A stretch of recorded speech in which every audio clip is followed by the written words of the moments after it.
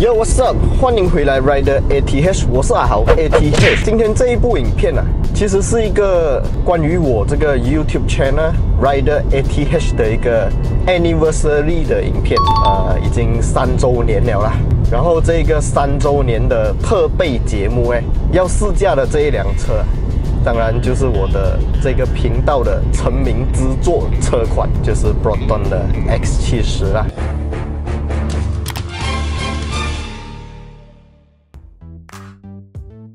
相信一些从3年前就已经追随我的朋友啊，都知道我的这个频道啊会被人家注意到，就是由 X70这一部车开始的。很多人都会很好奇，为什么我会开始做 YouTube。其实我刚开始做 YouTube 的时候，我做了很多关于旅游的啦、吃吃喝喝的啦，各式各样的东西都没有 view。然后我自己对车也是很有兴趣啊。那时候就刚好遇到 Proton 推出 X70 CBU 版本的这一款车。然后 CBU 版本的 X70刚刚发布的时候，就在网络上拿了 Proton 的官方 commercial video 来做一个 reaction。当时候的 reaction 的影片，我也不知道为什么就突然间很多人看，就让我在蛮短的时间累积到了这个 YouTube 的最低门槛人数，所以我就开始陆陆续续的再继续更新一些跟车有关的影片，直到今天，也就是3年后的今天，我还在拍跟车有关的 content。那既然是一个 anniversary 特备节目，我就借来了这一辆当时让我突然有曝光率的一款车，就是 Proton X70啊。然后 X70 CBU 版本，曾经我有做过一个比较长途驾驶的影片，那个时候呢就争议也蛮大的啦。其实那一部影片呢，我就驾 X70 从新山应该是驾到 KL 吧，就来回啦，就蛮长的一段路程。那时候是 CBU 版本的，我对那台车其实还蛮多意见啦，那时候，所以那一部影片可以讲是有一点点骚动，就也有很多人开始喜欢我的诠释方式，也有很多人阻拦我啦。当然我知道，所以今天这一辆不是 CBU 版本的 X70， 这一辆是 CKD 版本的 X70。跟 CBU 版本的 X70 最大的差别就是它的 transmission 啊，由6速自排换成了现在的 DCT， 就是 Dual Clutch Transmission。这个双离合自动变速箱很多人听了就会觉得很可怕啦，因为有那个 Volkswagen DSG 的那种阴影啊。如果要试到这一辆车它的 DSG 的反应，我觉得最好的地方就是找一些山区的路段来试一下这个双离合变速箱，它在应付一些爬坡啊，还有一些转弯啊、进弯出弯的时候，换牙的那个灵敏度，还有它的那个聪明程度啊，就可以由山区的这一种地方比较容易凸显出来。所以当我拿到这辆车的时候呢，很多人应该就会在想，就要去跑云顶了，是不是？可是云顶太多人做了，而且现在这个半开放不开放的这种情况下，很多人都会往云顶去，所以我也不想去跟大家塞车，那我就选择了另外一条在我头脑里面有印象的山区路段，就是新邦布赖的山路啊。这一段山路呢，它是一个比较崎岖的山路啦，在蛮短的距离内你就要转左，蛮短的距离你就要转右，所以就一直转左转右转左转右这样子啦，而且又是在持续的爬坡、上坡、下坡这样子，所以我觉得比较容易凸显这一台 X70 它的这个 DSG 的压箱反应啊。那从一开始进入这一段新邦布赖的道路过后啦，我觉得这一辆车，当你的速度提上来了过后，我的意思是讲，不是那种塞车的情况下，就是你的车已经行走起来了过后，它的压箱反应是很快的，就是你几乎感觉不到它在换挡。这个就是 DSG 它厉害的一个地方，它感觉有一点像 CVT， 可是它又没有像 CVT 那么无聊，它还是比 CVT 来的更加动感，比较有运动气息啦，加起来。而且我觉得这一台车它在动力表现方面啊，这是一个很不错的动力配置啊。尤其是我觉得在我深踩油门的时候，它一降档，然后要超车的那个动力，虽然不是讲很暴力，不是那种贴背感，可是就是很有信心，让你觉得你要超越前面的那一台车是没有问题的。其实在进来新邦布赖这一段路之前呢，我是有走了一段 highway， 在走 highway 的时候，它也是一台很容易一不小心就让你超速的车款。马来西亚最高时速110嘛，对不对？在时速110的情况下，你真的觉得你驾的超慢，因为这辆车它的隔音表现、它的轮胎啊跟地面的接触，回馈到我们车舱里面的那个震动啊、噪音的表现啊，都预制到非常的好。你真的很难想象，你只需要花100几千，你就可以买到一辆隔音表现、动力表现这样均衡的车款。对了，忘记讲一下，这一辆不是 Premium 版本，也不是 Premium X， 这一辆呢是一个 Exec 版本的 X70。Exec 版本的 X70呢，我觉得是目前X70这几个 spec 里面最值得、最划算的一个 spec 了。因为你用 Exec 的价钱，你可以买到皮革座椅、皮革的这些门板，然后动力配置和 Premium 版本是一样的。那个 Sport Rim 的 design 也比 Standard 的好看很多。车头灯方面也是这种 LED 的车头灯，还有那个 LED 的 DRL， 比起 Standard 是更加的好看啦。而且它跟 Standard 价钱也没有真的差很远啦。那有些人可能就会纠结啦，你买到 Exec 版本是没有这个 ADAS、AEB 的这一种主动式的安全系统，但是一样是6颗 airbag， 然后刹车系统方面什么 ABS 啊、EBD 啊、BA 啊、VSC 啊这些东西全部都有，所以它跟 Premium 版本是没有任何差别的，唯一的差别就是那个前方的镜头还有前方的雷达。但那些东西我之前就有拍过一部影片，是关于我们拿 X70啊，还有一些其他车款去试撞那个箱子啊，不知道你们有没有看过？如果你们有兴趣的话，可以点击影片右上角的 link 过去看一下。那么那4台车里面，唯一只有 X70是没有做出任何反应的。我不知道那台车是不是有问题，还是个案，还是怎样。但是就对我而言，我觉得那个信心值啊就降低了很多很多。但是当然，我也希望 Proton 以后可以把这个安全系统下放到更低 spec 的一些车款啊，甚至于更低价钱的一些车款。因为毕竟你看它的隔壁家对手啊，已经把这一种系统下放到就是60千左右的车都已经有了，就好像我们最近知道的 MyV 一样。所以我觉得这一套系统它不是一个很贵的东西啦。为什么 Proton 只把它放在最顶配？很有可能就是要让它的这个 spec 啊做到一个比较明显的区分。但是我觉得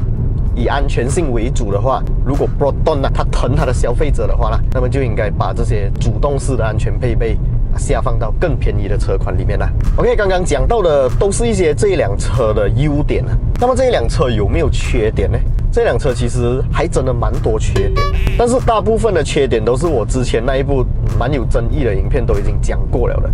但是我相信还是有蛮多人没有看过啦，因为很多人都是在比较后期的影片才开始认识我这个频道，所以我还是要在这个使用过程中感觉到一些缺点的话，我还是会讲出来啦。就好像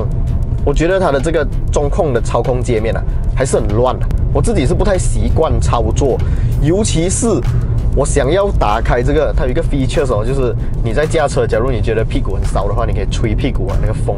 我找不到那个 button， 它是要点开多媒体主机的荧幕里面设定的，所以我就觉得你不可能在开车的时候还要去点荧幕啊，去设定。它假如是一个按键，一个实体的按键的话，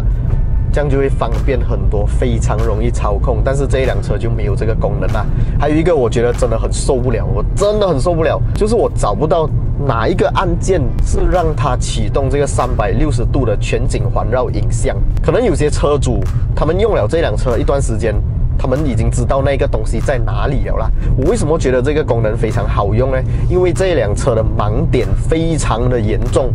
超夸张的，尤其是这一个side，就是我们 driver side 往右边看过去，超级无敌大的盲点。你不要讲我很矮啊，所以我看不到东西啊。我身高170，这样身高170以下的人都不用驾这辆车了咯，是不是？然后有些人会讲，椅子可以调高啊。其实我的椅子已经调高了，但是盲点就是盲点，它就是一个 blind spot。我怎样调整我的椅子，我都是觉得它是一个很严重的盲点。OK， 再来就是我们往这个角度看过去的时候，它是一个盲点嘛。那我们往后面看的时候，也有蛮严重的盲点，尤其是在 parking 的时候。这一辆车虽然它没有比我之前那一辆Nissan Navara大辆，没有比它长，可是我们在驾驶的时候，我直接的感觉就是盲点比较多嘛，所以你就会觉得它难 parking， 很难超驾。所以在一些比较狭小的路段，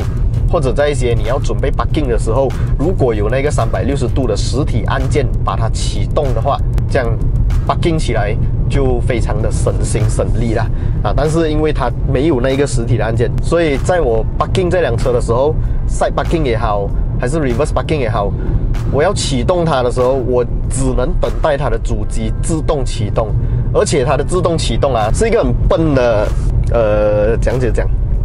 就你在打 reverse gear 的时候，它会启动。可是我们在 reverse parking 的时候，或者我们在 side parking 的时候，我们一定是 reverse 了又向前 ，reverse 向前。在那个时候，你 reverse 的时候它启动了，可是你打 D， 你一向前，它不到几秒它就关掉那个360度。我不知道为什么要这样子？难道那360度的全景环绕影像很吃电，还是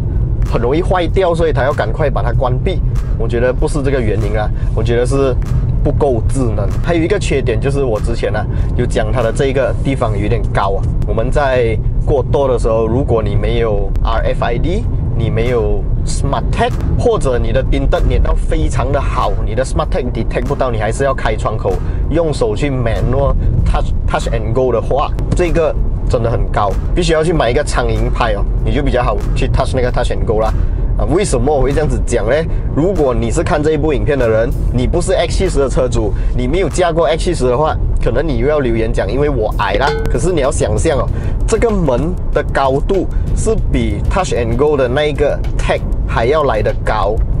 你伸手出去，你不是往上伸。假如往上伸的话 ，touch 它没有问题。一般的车，sedan车我们都是开窗往上伸去 touch 嘛。这一台车是你要跨过这个好像城墙的东西，跨过去往下 touch， 那你的手就变成这样了，好像这样子。尤其是比我还矮的朋友驾这辆车应该会更加的明显感受到那一种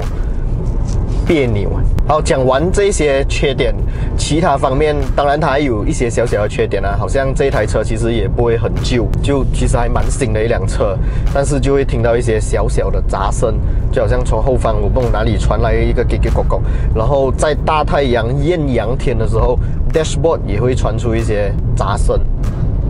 找不到，我怎样摸来摸去我都找不到那声音从哪里来。但是现在我们是往上在爬坡，我们的气温是一直在向下，所以当天气变冷的时候，那个声音又不见了可能这个就是买到正品的 Proton 油耗方面呢，这辆车其实我已经开了500多公里，我有 reset 它的那个 trip 我觉得它的油耗方面80% highway 的情况下是很省油的。它的驾驶感，它的驾驶体验因为我个人的驾驶习惯，我比较习惯让我的车去溜动去滑动。这一辆车西北够力滑，西北够力溜，尤其是你在时速110到120之间的那个情况下，这辆车真的很滑，你甚至滑到你怀疑人生滑到你的油门已经放开了，它还可以滑很远很远很远，滑到前面的车已经靠近你了，然后还要去踩 brake。这个是我在开 highway 南北大道的时候非常直接感觉到的一种身体上的感觉。然后动力表现方面呢，我们在重踩油门，它一旦降档呢，它的 power 一来是非常的够用的。一般家庭会买这辆车都是以家庭为基础的啦。一般家庭买这辆车呢，你完全不用去担心它的动力表现会不够力。可能有些人会觉得1800cc turbo 那么大的一个车身，驱动不驱动得到它？我可以很直接的告诉你，它的那个动力表现比我之前驾我的 Nissan Navara 2500cc Diesel Turbo 在 highway 上面加速表现来得更加的好，更加的直接，而且速度带上来了过后，你的身体的感觉不会觉得它真的开到那么快。虽然它是一辆高车啦，所以如果这个动力单元这一整套动力配置下放到 sedan 车款，然后把车身重量预置在1200 kg 左右的话，那辆车会飞OK， 现在我们是因为是山路嘛，山区，所以气温是会越来越凉。如果你们想要买Premium X， 就是有天窗版本的 X70 的话，在这种情况下呢，你就可以关掉你的冷气打开你的天窗，享受那个外面吹进来的凉风习习的感觉但是因为这一辆车是没有天窗的，所以我就没有办法体验到那一种感觉。虽然我是对那种开天窗驾车有一定的幻想但是使用场景上一年应该也不会有2-3次所以我还是觉得 Exact 版本的 X70 是目前最划算的一个 variant。然后如果你还是想要开窗，想要体验那种凉风习习，可是你又不想开窗了很热，当然你就可以安装画面上面你们看到的这个 Elevo 的 Sunshade。讲到 Sunshade 呢，就要跟大家介绍这个非常好用，我个人非常喜欢，而且很多顾客啊买了过后都给到一个非常好评的 Sunshade， 就是 Elevo 的 Sunshade。这个 Elevo 的 Sunshade 呢，你看啊，它跟这个车框啊是 fit 美美的，在马来西亚几乎买得到的任何一款车都可以找到 Elevo 的 Sunshade 啊，除非你的车真的是那一种 import 进来然后很奇特很特别的啦，好像这辆 X70呢就非常容易可以买到，这样放一下吸一下搞定。它完全是 magnetic 的，用磁铁的方式啊来吸附在你的这个车身的这个金属边缘啊，就像这样子，嘿，强劲有力的这个 magnet 呢放上去，它就会马上吸附。如果是讲晚上你觉得很暗的话，或者会影响到你的视线，你就只需要把它，这样轻松就可以拿掉了。这个 Elevo 的Sunshade啊，目前有2个款式，像你们现在看到的这一个呢是普通款式的，还有一个款式呢是 Premium 款式，它的网呢是更加的密，所以如果你要有更好的 privacy， 你就可以选购比较密的 Premium 版本的 Elevo Sunshade。想要了解更多关于这个 Elevo Sunshade 的相关消息啊，都可以到我影片下方 description 那边找到它的购买链接，点击进去你们就可以查看各自的车款的价钱了啦。OK， 回到这辆 X70， 目前啊，我已经走了应该有20公里的山路了啦，就是一直转来转去，过程中又有超车。我觉得这一辆车它的这个1800cc Turbo Charge 啊，也就是这个 TGDI 的引擎，搭配这个 DSG 的变速箱啊，在应付山路的时候呢，反应是很快，非常良好的。但是就是因为它是一辆 SUV 嘛，就是一个比较高、比较大台的车，在转向方面呢 ，body roll 还是蛮明显的啦。我相信大家应该不会想要看这辆车的什么外观啊、interior 吧，大家都已经看到腻了啦。身边应该也有很多朋友都有买 X70啦，所以今天我就更加注重在讲驾驶体验啊，还有一些我有感觉到的优缺点，来做我今天这一集 Rider ATH 3年 Anniversary 的影片啦。OK， 非常感谢大家一路以来的支持。你们喜欢我的影片的话，不要忘记订阅、按赞，还有分享出去，小铃铛也要跟它剁下去啊，这样你就不会错过我的任何一部非常精彩、非常好看的新影片了啦。当然，也要非常感谢 Elevo 长期以来的赞助，还有 Charicast 的合力播出。如果你们想要买新车、Recon 车、二手车，或者想要看一些新车新闻消息的话，都可以到 Charicast 上面逛逛一下。如果你们现在处于一个很迷茫的状态，想要买车、想要换车，可是没有 idea， 你们也可以到 Charicast 上面有一个 Alicia 小助理，它可以依据你的个人需求啊，为你推荐适合你的车款啊。好了，今天这一集3周年特备节目就先到这里，我是阿豪 ATH， 我们下一部影片再见啦 ，Goodbye。